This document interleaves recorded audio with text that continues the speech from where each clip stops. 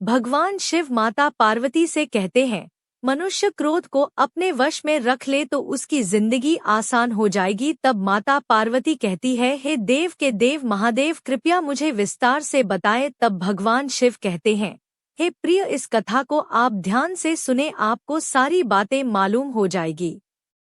एक बार एक सन्यासी एक गांव से गुजर रहे थे। उस गांव के लोग उन्हें पसंद नहीं करते थे। उन लोगों ने सन्यासी को घेर लिया और उन्हें बुरा भला कहने लगे। गांव वालों का सरदार सबसे ज्यादा नाराज था। वह तो सन्यासी को गालियां ही देने लगा, पर सन्यासी इस सबसे बेपरवाह मंद मंद मुस्कुराते रहे। सरदार काफी देर तक सन्यासी को गालियां देता रहा, लेकिन कुछ ही देर में उसका मुंह सूखने लगा, जिससे वह चुप हो गया। यह देखकर सन्यासी बोले, अगर तुम्हारी बातें समाप्त हो गई हो तो मैं आगे बढ़ूं। मुझे आगे वाले गांव में जाना है, वहां के लोग मेरी प्रतीक्षा कर रहे होंगे। यह देखकर गांव का एक व्यक्ति बोला, हम लोग आपका अपमान कर रहे हैं, आपको गालियां दे रहे हैं, लेकिन इसका जवाब देने के बजाय आप मुस्कुरा रहे हैं।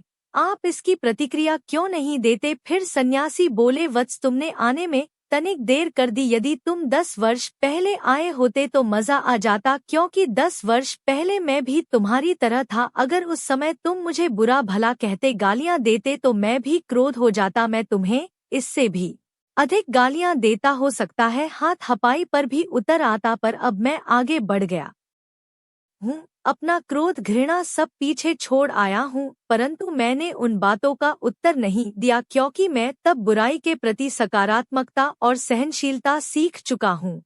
मैं तब समझ चुका था कि गुस्सा और नाराजगी की कोई महत्व नहीं होती। इसलिए मैं तुम्हारे नकारात्मक शब्दों को अपने मन और दिल में बैठाने के बजाय, तुम्हारे साथ वाद विवाद करने की बजाय, समय बिताने के बजाय अब आगे बढ़ रहा हूँ।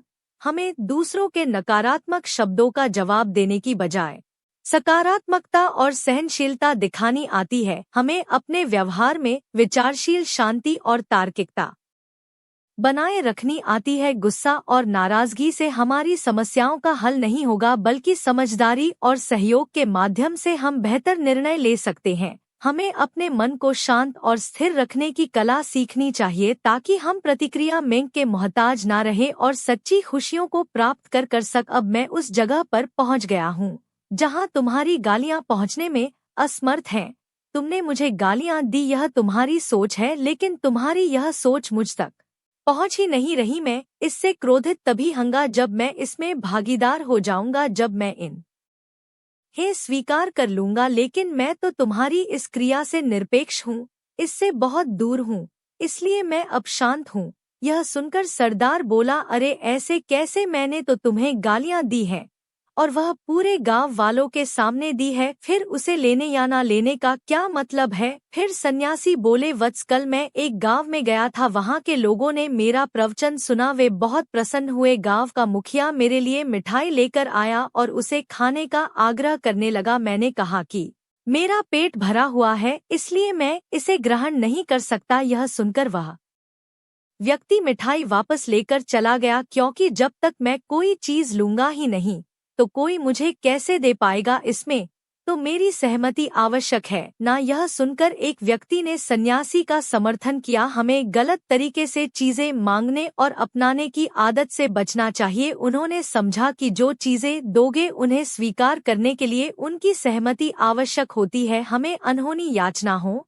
और मांगों के लिए नहीं, बल्कि सावधानी पूर्वक और सचेत रूप से अपनी आवश्यकताओं को व्यक्त करना चाहिए। हमें अपने प्रत्यक्ष और परोक्ष संबंधों में समझदारी से चलना चाहिए और निर्णय लेने से पहले अपने जीवन में संतुलन को ध्यान में रखना चाहिए। हमें यह समझना चाहिए कि सहमति और समर्थन की आवश्यकता हमारे संबंधों को स्थिर और स्थायी बनाती है। जब हम अपनी आवश्यकताओं को आदान प्रदान करने के लिए सही समय पर बातचीत करते हैं और अपने आप को संयमित रखते हैं, तो हमारे संबंध गहरे और विश्वसनीय होते हैं। हमें आपसी समझदारी की आवश्यकता होती है, जिससे हम दूसरों की समस्याओं को समझ सके और उन्हें सहायता कर सके। हमें यह शिक्षा देती है कि हमें खुद को नियंत्रित करना चाहिए और संतुष्टि का मार्ग चुनना चाहिए। हमें चाहिए कि हम अपनी आवश्यकताओं को समझें, अपने असली आवश्यकताओं को पहचानें और उन्हें संतुष्ट करने के लिए सही तरीके से बातचीत करें। इस प्रकार हम संयमित और समर्थनीय व्यक्ति बन सकते हैं, जो अपने जीवन को संतुष्ट और प्रगतिशील बनाने के लिए सक्रिय रूप से कार्य करता है। फिर सन्यासी ने पुनः पूछा, हमारी प्रतिक्रियाएं हमारे जीवन पर व्यापक प्रभाव डालती हैं।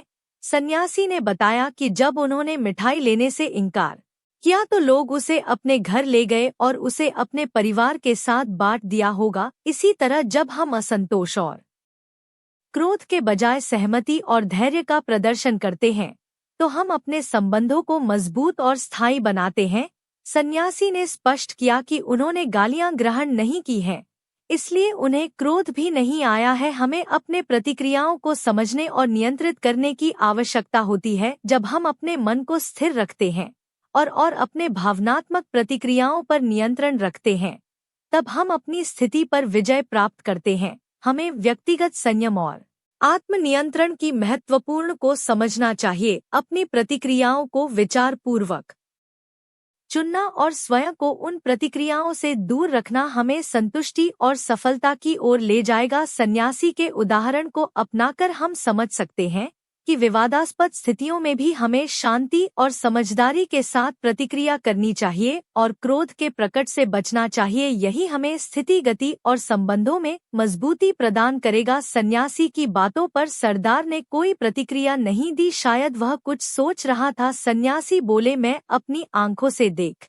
रहा हूँ कि गाली एक कांटा है जिसे देने वाला व्यक्ति और लेने वाला व्यक्ति दोनों क्रोध से पागल हो जाते हैं। तो फिर तुम ही बताओ कि मैं आंखें रहते हुए भी कैसे कांटों पर चलूं, आंखें रहते हुए मैं कैसे गालियां ले लूं और होश में रहते हुए मैं कैसे क्रोधित हो जाऊं। इसलिए मुझे क्षमा करो वत्स, मैं तुम्हारा उपहार ग्रहण करने में असमर्थ हूं। कहते हुए सन्यासी ने अपने हाथ जोड़ लिए। सन्यासी की बातें सुनकर सरदार लज्जित हो गया, उसकी आंखों से आंसू निकल रहे थे। उसने कुछ कहना चाहा पर उसके होठों ने जवाब नहीं दे पाया और जब उससे रहा नहीं गया तो वह सन्यासी के चरणों में गिर पड़ा। हम में से ज्यादातर लोग यही समझते हैं कि हमारे दुखों का कारण कोई दूसरा व्यक्ति है और जब हम ऐसा मानते हैं तो हम अपने स्वनियंत्रण की कमी और अक्षमता को अनदेखा कर रहे होते हैं। वास्तव में यह हम पर निर्भर करता है कि हम दूसरों के द्वारा प्रदान की गई नकारात्मकता को स्वीकार करते हैं या नहीं। अगर हम नकारात्मकता को स्वीकार करते हैं तो हम अपने पैरों पर कुल्हाड़ी मारते हैं और जब हम उसे अस्वीकार कर देते हैं तो घृणा, क्रोध, हिंसा हर चीज से मुक्त हो जाते हैं।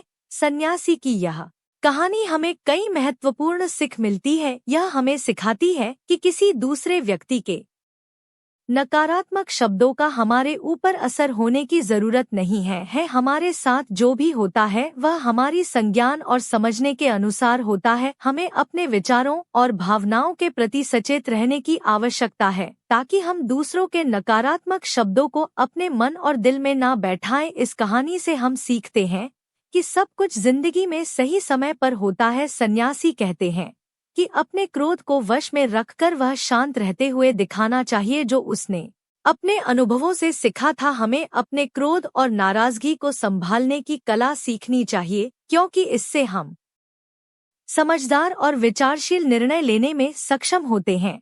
इतना कहकर भगवान शिव इस कथा को समाप्त करते हैं।